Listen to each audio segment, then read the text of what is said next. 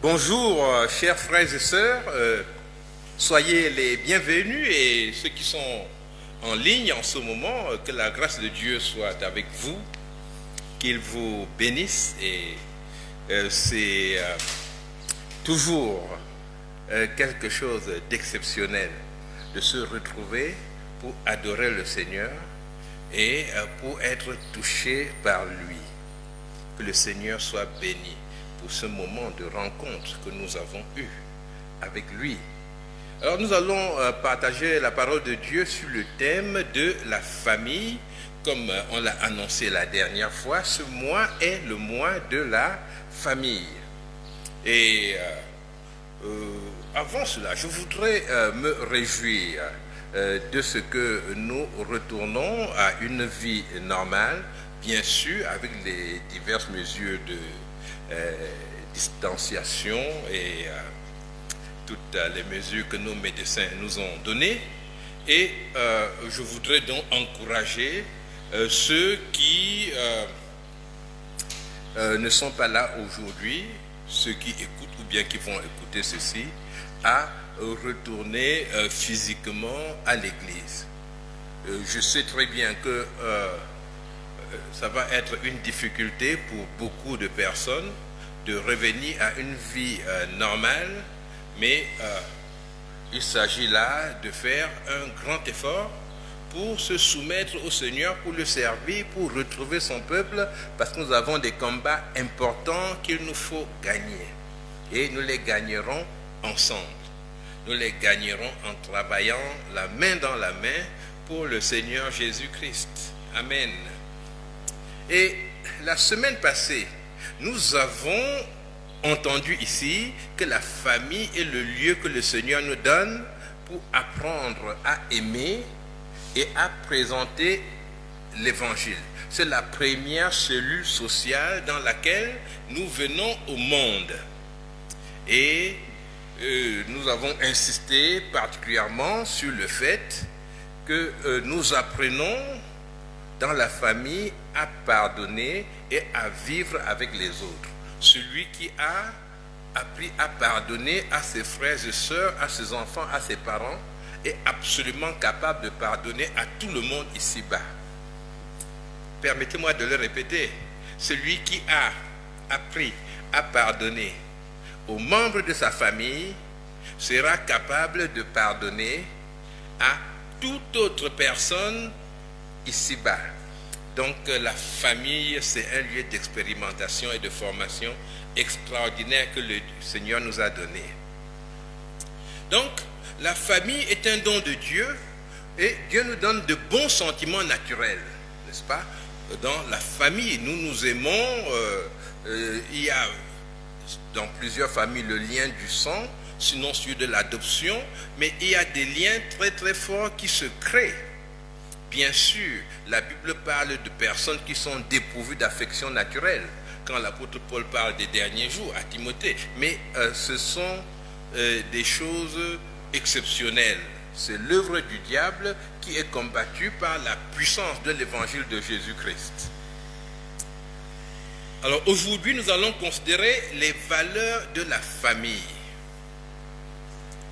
Et parce que nous voulons développer ces valeurs pour devenir des modèles. Être un modèle dans la famille, c'était le défi, n'est-ce pas, que nous avions la semaine passée. Et être un modèle dans la famille va avoir deux effets. Premièrement, si nous sommes un modèle dans notre famille, nous attirons sur la famille la bénédiction du Seigneur. Nous devenons une porte de bénédiction pour toute la famille parce que nous sommes agréables au Seigneur et le cœur de Dieu est satisfait en nous voyant vivre et il donne sa bénédiction à ceux qui nous sont proches. On va le voir tout de suite. Le deuxième point, c'est que nous conduisons les autres membres de la famille à aimer le Seigneur, ce qui est notre but. Alors je voudrais d'abord que nous regardions qu'est-ce qu'une valeur, quand on parle des valeurs de la famille.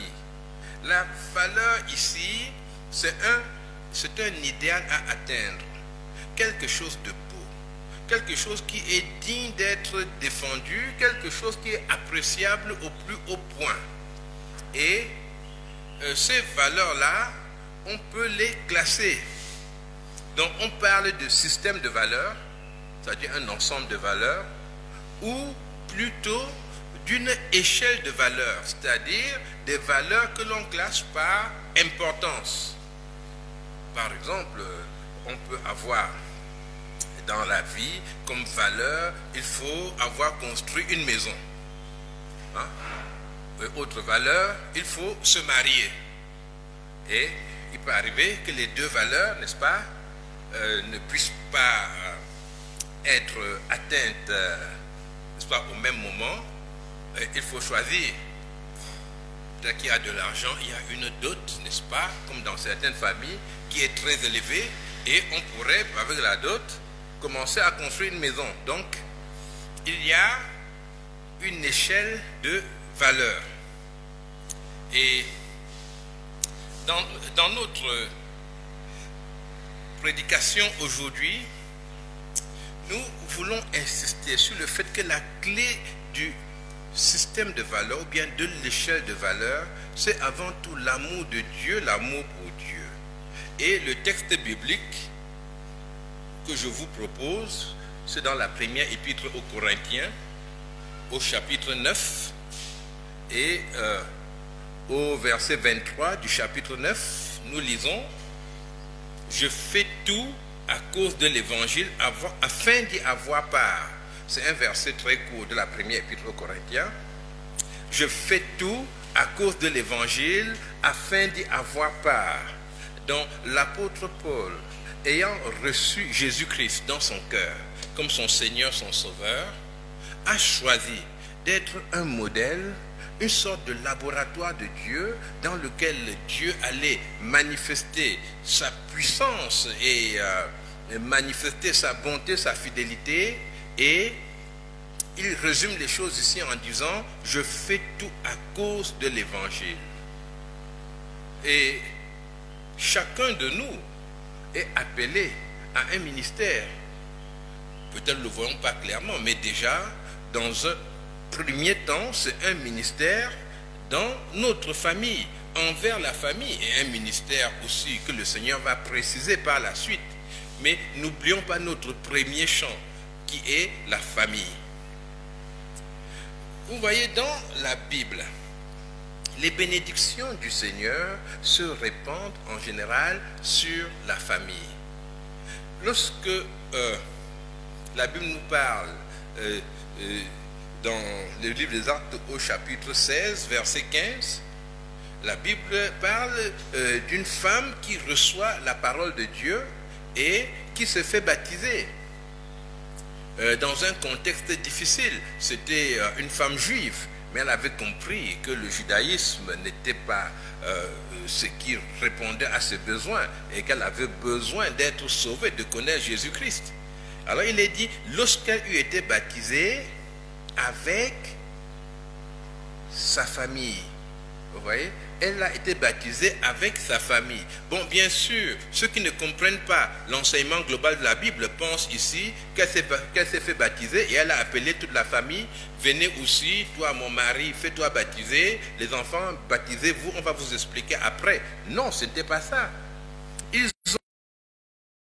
Et leur baptême était une manifestation externe de ce qui s'était passé à l'intérieur d'eux-mêmes. Et cela symbolisait leur mort avec Jésus-Christ, leur résurrection avec lui. Et elle a été baptisée avec sa famille.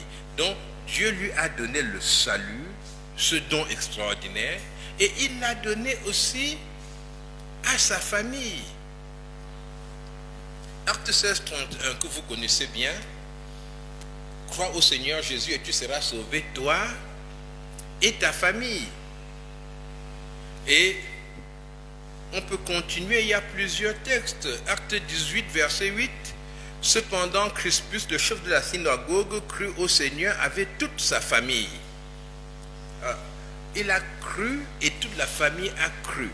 le Seigneur nous bénit et il bénit notre famille. Ne voyez pas la famille comme étant trop loin, n'est-ce pas? Il pense diverses choses, mais comme nous gardons une relation avec eux, comme nous sommes attachés à eux, eh bien, ils peuvent considérer les choses qui nous tiennent à cœur.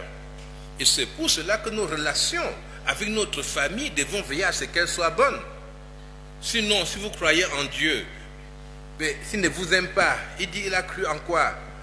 En Jésus-Christ, eh bien, moi je deviens musulman parce que lui, je ne veux pas le voir dans le même groupe. Donc, je préfère une autre religion. Donc, nous devons développer des bonnes relations et nous allons donc regarder ensemble cet ensemble de valeurs, n'est-ce pas, que nous devons cultiver dans la famille. Je voudrais déjà dire ici que le monde a ses valeurs pour la famille. Le monde a ses valeurs pour la famille et puis ce ne sont pas toutes des valeurs négatives, parce que le monde a sa morale et c'est une morale qui s'éloigne de plus en plus de l'évangile. Mais le monde a des valeurs, le monde aime bien que l'on vive en paix et puis que l'on progresse, que l'on devienne riche. Et je vais citer parmi ces valeurs l'amour. Oui. Et nous sommes tous d'accord. Le monde et le peuple de Dieu estiment que la famille doit être un lieu de manifestation de l'amour. Et une autre valeur dans le monde, c'est le respect. Et effectivement, nous avons besoin d'être respectés dans la famille. Nous avons besoin de respecter les autres. Et aussi nous avons besoin de nous respecter dans la famille, nous respecter nous-mêmes, c'est-à-dire nous prendre au sérieux. Et celui qui se respecte, il respecte la parole donnée. Ça, ce sont des choses importantes. Une autre valeur qui se décline différemment selon le monde ou selon l'évangile, c'est l'intégrité. Être quelqu'un d'honnête. Être quelqu'un qui est fidèle dans ce qu'il dit. Et je pourrais citer aussi, parmi toutes ces valeurs-là, l'excellence, l'autonomie, c'est-à-dire pouvoir mener sa vie, subvenir à ses besoins. Tout cela, ce sont des valeurs importantes. Et il y a même le pardon. J'ai regardé un peu sur Internet quelques systèmes de valeurs et il y avait le pardon. Apprendre à pardonner, sauf que ce n'est pas toujours la même définition que dans la Bible, parce que quand on voit la définition que le monde a du pardon, on voit bien que le pardon va rester un idéal qu'on ne va jamais pratiquer. Le pardon pour le monde, c'est, voilà, on laisse passer la faute. C'est-à-dire, on ne tient plus compte de la faute. C'est-à-dire que l'enfant qui casse un verre, si la mère pardonne, cela signifie, elle dit, ce n'est pas grave, mais ce n'est pas ça, n'est-ce pas? La mère, quand l'enfant casse un verre, elle pardonne, mais elle punit l'enfant, n'est-ce pas? Pour que l'enfant ne continue pas à faire la même chose. Et dans la notion du monde, du pardon, il n'y a aucune notion éducative. Et c'est un peu normal parce que même dans la psychologie moderne, n'est-ce pas? Oui, c'est-à-dire la plus récente, il n'y a pas de définition du pardon qui tienne. Il ne parle pas du pardon.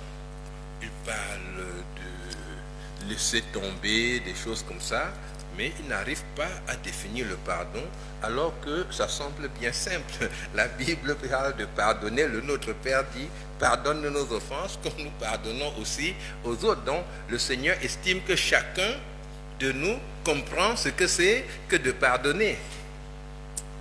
Alors, les valeurs du monde se déclinent souvent en des buts très précis. Hein.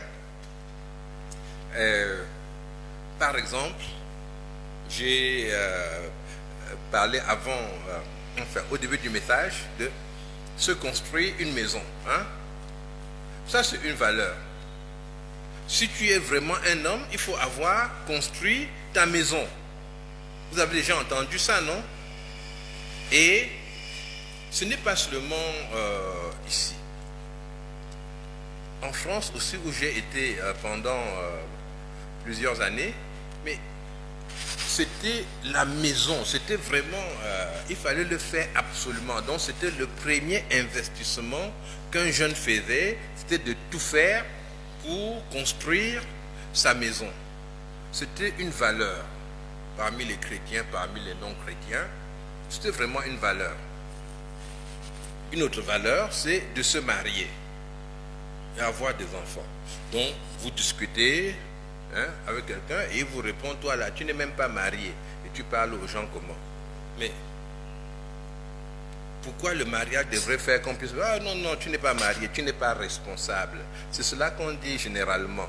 Donc, se marier, avoir des enfants, c'est une valeur. Et pour le monde, une femme, après un certain âge, ça dépend, des endroits. Chez certaines personnes, c'est déjà à 20 ans, chez d'autres, c'est à 25 ans, chez d'autres, c'est à 35 ans, 40. Alors, il faut qu'une femme ait son enfant au moins. Parce que même si elle vieillit et puis elle est seule, il y a l'enfant qui peut aller lui chercher un verre d'eau quand elle a soif. Vous voyez ça? Alors que celle qui n'a pas d'enfant, elle vieillit, il n'y a personne pour lui chercher un verre d'eau. Ce qui fait qu'elle peut mourir plus vite, elle peut être malheureuse. Donc, la valeur, c'est se marier, avoir des enfants. Et lorsque dans l'échelle des valeurs, c'est plus important que tout. Alors, s'il faut avoir des enfants absolument, eh bien on peut les avoir même sans se marier. Parce que dans l'échelle des valeurs, il faut savoir ce qu'on a mis en premier lieu. Et si on est dans une échelle de valeurs du monde ou bien dans l'échelle de valeurs du Seigneur. Toujours dans ces valeurs mondaines, il faut être riche, être en bonne santé. Ça, c'est une valeur importante, être respecté en société. Mais ce n'est pas notre but ici de regarder toutes les valeurs du monde. Nous voulons parler des valeurs de la famille chrétienne. L'Évangile apporte une échelle de valeurs et elle place au sommet de toutes ces valeurs la pensée de Dieu. Qu'est-ce que Dieu pense, qu'est-ce que Dieu veut, et c'est cela qui doit diriger ma vie. Dans l'Évangile de Luc, au chapitre 14, au verset 26, le Seigneur dit, donc en Luc 14, 26, « Si quelqu'un vient à moi, sans me préférer à son père, à sa mère, à sa femme, à ses enfants, à ses frères et à ses sœurs, et même à sa propre vie, il ne peut être mon disciple. » Donc l'Évangile place Dieu au-dessus de la famille. Et donc nous devons nous efforcer de connaître les exigences de Dieu et de les appliquer à la famille. Parce qu'étant en même temps le Dieu de la famille, il saura donc gérer et notre vie et notre famille et nous conduire à la bonne destination qu'il a préparée pour nous. C'est une question de confiance en Dieu. Notre intégration à la famille donc doit être soumise, mais absolument soumise, à la pensée de Dieu. Nous devons enseigner que la famille doit être vraiment une famille, c'est-à-dire un lieu de sécurité, un lieu d'affection. Dans la famille, on se sent aimé. Et c'est ça que nous devons apporter. Si un enfant de Dieu est dans une famille et que ses interventions dans cette famille, visent plutôt à séparer, à rire de quelqu'un d'autre, à se moquer des gens et à manifester sa supériorité par rapport aux autres, eh bien, nous allons être dans des pièges, dans des traquenards. Je le vois dans certains forums familiaux. Les gens s'organisent en des clans. On fait un clan, donc si Stéphane écrit, il est de mon clan, tout de suite, je mets un pouce comme ça. C'est Stéphane. Hein? Maintenant, si Franklin écrit, je mets un pouce plutôt comme ça. Ou bien je fais un commentaire. À quoi ça sert? Pourquoi on perd le temps à regarder ça? Mais il n'y a que ça à faire. Mais parce que nous avons fait des clans. Et je ne réagis plus par rapport à ce que je lis. Je réagis par rapport à la personne que je considère comme mon adversaire et que je dois dominer. Ce sont des clans. Il y a même des gangs, n'est-ce pas, dans la famille. Et toujours sur ces forums, vous lisez quelqu'un qui commence à attaquer un autre, vous croyez que c'est... Mais après, vous voyez que c'est tout un groupe, n'est-ce pas? Ils se sont préparés et chacun apporte une idée négative sur la personne et l'autre devient malheureuse dans son coin. Et dans les 30 minutes qui suivent, il y a son gang qui se réveille aussi, n'est-ce pas? Et la guerre commence. Et je pense que avec tous ces forums familiaux qui existent, hein, il y a beaucoup d'éléments qui viennent au grand jour et cela peut être un moyen pour un enfant de Dieu d'apporter énormément de valeurs positives dans la famille. Apporter la parole douce qui calme la fureur. Apporter l'esprit de paix. Il y a beaucoup de moyens qui nous sont donnés aujourd'hui pour pouvoir intervenir dans nos familles. Maintenant, je voudrais dire une chose capitale. Un élément essentiel à la vie familiale, c'est la communication. Un élément essentiel à la vie familiale, c'est la communication. Communiquer, ce n'est pas simplement partager des informations. La communication implique un partage de nos émotions. Dans la vraie communication, je me laisse découvrir. Il y a ce qui me réjouit, ce qui m'effraie, ce qui m'énerve. Il y a comment j'ai passé ma journée. Vous savez, quand on vous demande comment s'est passée ta journée, tu peux dire, je me suis levé le matin, je suis parti au travail, après j'ai mangé et je suis retourné à la maison et j'ai regardé la télé et je suis en train de me coucher. Vous voyez, ça, c'est une succession d'informations. Il n'y a pas de communication. Je veux dire, on pourrait le dire à n'importe qui. Mais quand on dit comment s'est passée ta journée, tu commences, je me suis levé le matin et vraiment, il y avait un petit déjeuner que j'aime beaucoup et on raconte, c'était ceci ou cela et j'ai rencontré un ami que je n'avais pas vu depuis longtemps. On a discuté et au bureau, il y avait un problème. J'ai eu tel avis, les autres étaient d'un autre avis. Mais vous voyez, là, il y a un partage d'émotions. L'émotion, c'est dans les détails. L'émotion, c'est dans ce qui te touche. Vous voyez bien, vous pouvez vivre avec votre frère, votre soeur, votre mari, votre femme, et vous sentez très vite qu'on ne veut pas communiquer. Les gens vous répondent parfois par des monosyllabes. Hein? Tu vas bien? Oui. Non. Alors, quand c'est long à dire, il ne répond pas. Parce qu'il veut des questions par oui ou par non. Il ne veut pas élaborer de réponse. Ça, c'est le refus de communiquer. On ne peut pas vouloir répondre à l'autre simplement par un mot et dire qu'on communique. Or, la communication est absolument essentielle et beaucoup de familles chrétiennes ne communiquent pas. Beaucoup de familles chrétiennes ne communiquent pas pour plusieurs raisons. C'est pas que ces gens sont devenus méchants et puis ils disent voilà, je ne veux pas parler avec mes frères, mes sœurs, avec mes cousins. Non.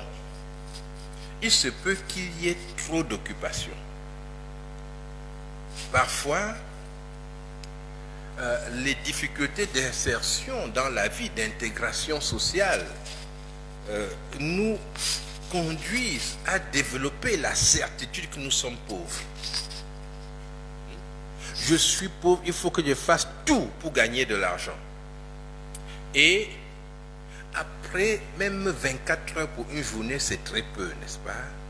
On se lance dans telle activité, dans telle autre activité, et beaucoup de gens le font en sacrifiant la famille. Et ils se disent, je le fais pour ma famille. Mais non, il est important de trouver le temps de communiquer et de s'assurer qu'avec les autres, il y a une réponse. Il y a ce partage d'émotions. Parler ensemble, rire ensemble.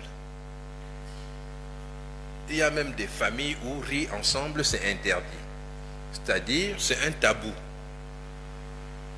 Si le père s'assied avec les enfants, eh bien, c'est déjà très sérieux.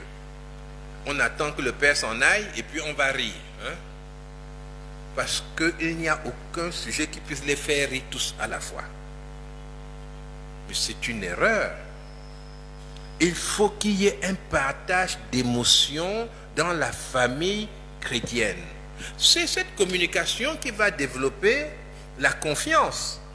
Beaucoup de parents, beaucoup de grands frères aimeraient que les autres de la famille soient transparents pour eux. Il y a des parents, n'est-ce pas, qui voient les amis de leurs enfants et qui disent, je t'en prie, dis-moi, mais ton ami, je ne le comprends pas. Il est ici avec moi, il ne me dit rien. Raconte-moi un peu, quand vous sortez, vous partez où? Mais l'ami est très content. Il dit, attends, papa, je viens te dire. Il appelle le petit, il dit, ton père me demande où on part quand on sort. Je lui dis quoi? Il dit, dis-lui que on prend nos cahiers, on lit, on récite vraiment, on a mal à la tête. Après, on rentre à la maison. Hein, et nous ne sortons même pas. Voilà, il dit, d'accord, d'accord. Et il dit au père, pardon, ne lui raconte pas. Hein, parce que quand je te dis comme ça, si tu lui dis, il ne va plus me saluer. Et le père, le naïf, il est content. Il dit, ça va à la maison. Mais non, il doit communiquer avec son enfant. Et nous devons lutter contre les tabous sociaux, n'est-ce pas, qui viennent parfois de notre culture. Certains ont été élevés dans des familles où les parents ne mangent pas avec les enfants. C'est-à-dire, quand le père vient, il y a une table quelque part là, et il s'installe devant son plat tout seul, on surveille, s'il a fini, on débarrasse la table, et puis le père maintenant, je ne sais pas, il va aller se laver, ou bien il se lave. Enfin, il a tout un rituel, et tout le monde s'organise pour que son rituel marche bien.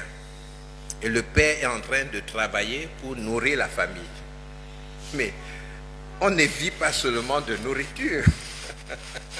Il faut développer une relation avec la famille. Donc, la bonne communication, c'est un thermomètre de la santé morale de la famille. La bonne communication, n'est-ce pas, c'est le thermomètre, c'est le baromètre, c'est l'un des baromètres de la santé morale de la famille.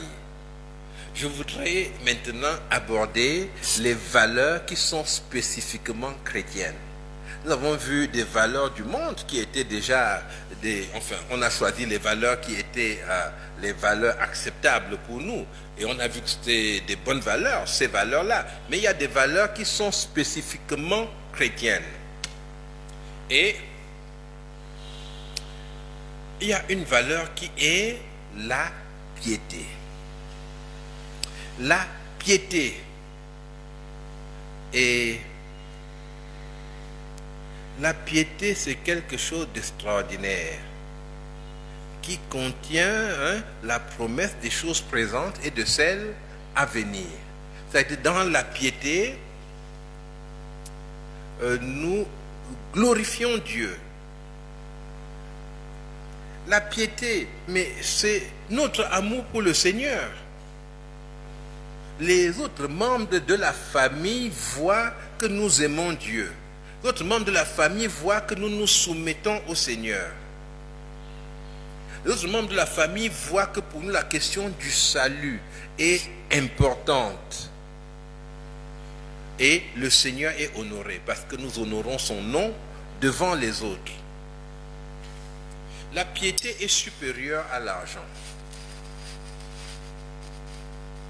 C'est une folie de supprimer le moment de prière parce que, voilà, on va sortir, on n'a pas le temps et puis il faut gagner de l'argent. Non, la Bible dit, nul ne peut servir deux maîtres. Et d'ailleurs, on a un psaume qui dit que si l'Éternel ne bâtit la ville, mais ceux qui la bâtissent, bâtissent en vain. Et s'ils ne gardent la ville, ceux qui la gardent, eh bien, ceux qui veillent, veillent en vain. Et ce psaume dit, en vain, vous vous levez tôt le matin, vous vous couchez tard le soir et vous mangez le pain de douleur. C'est-à-dire, vous faites des grands sacrifices. La Bible dit, il en donne autant à ses bien-aimés livrés. Nous ne pouvons pas conduire les autres à l'équilibre dans la vie. Une valeur chrétienne importante, c'est la piété. La piété nous pousse à organiser les réunions de prière dans la famille. Une famille doit prier ensemble. Et le minimum, vous avez des calendriers. Quand vous hébergez un enfant, ou bien vous êtes avec votre cousin, ou bien vous êtes avec des gens plus âgés, vous dites je vais à l'église, il vous demande ça commence à quelle heure? Vous dites à 10 heures. Vous croyez que c'est parce qu'ils veulent venir? Non. C'est parce qu'ils vous voient sortir de la maison à 10h15. Vous voyez? Et ils se demandent comment il fait pour arriver à 10 heures. Nous croyons tous au miracle, mais est-ce qu'il peut sortir à 10h15 et arriver à l'église à 10h? Et vous êtes en train de les vacciner contre l'évangile. Parce qu'ils disent, après dans leurs commentaires, mais je suis avec mon cousin là, il dit que l'église c'est important. Que quand ils vont là-bas, c'est le rendez-vous avec Dieu. Donc Dieu vient au rendez-vous à 10h. Et à 10h15, lui, il est en train de se préparer. Mais ce sont des hypocrites, ils se font avoir, ce sont des manipulés. Et en faisant cela, vous donnez des arguments à vos adversaires, aux adversaires de l'évangile, qui vont se moquer de vous, et le diable trouve un moyen d'empêcher que ceux qui vous entourent viennent à Jésus-Christ. Et Dieu n'est pas honoré. Et vous passez à côté de la bénédiction de Dieu. La piété nous conduit aussi à des sacrifices financiers pour aider les autres, à des sacrifices financiers pour assister l'Église. Il y a des personnes qui ont du mal à soutenir l'Église de Dieu. C'est-à-dire, pour chaque somme qu'ils ont versée, c'est que voilà, on a fait quoi? Est-ce que c'est même sérieux? Et puis, pour eux, ça se limite à des choses, c'est-à-dire, ils se disent, bon, par exemple, ici, on s'est dit, on va trouver des partenaires en Europe, n'est-ce pas? Et puis, ils vont nous aider à construire, ils vont faire ceci, ils vont payer les pasteurs. Ils ont du mal. Mais très souvent, c'est qu'ils n'ont pas été dans une famille où on pensait à soutenir l'œuvre de Dieu. Et à leur tour, ils n'y arrivent pas. Donc, aidez vos enfants, aidez ceux qui vous entourent à soutenir l'œuvre de Dieu. C'est un soutien intelligent. Ce n'est pas un soutien les yeux fermés. On s'efforce de savoir ce qu'on fait. Mais il faut apprendre à soutenir l'œuvre de Dieu, apprendre la générosité chrétienne, exercer avec intelligence, bien sûr. Mais cela, c'est une valeur qui dérive directement de la piété. Après la piété, je reviens sur quelque chose que j'ai cité, qui est la sécurité de la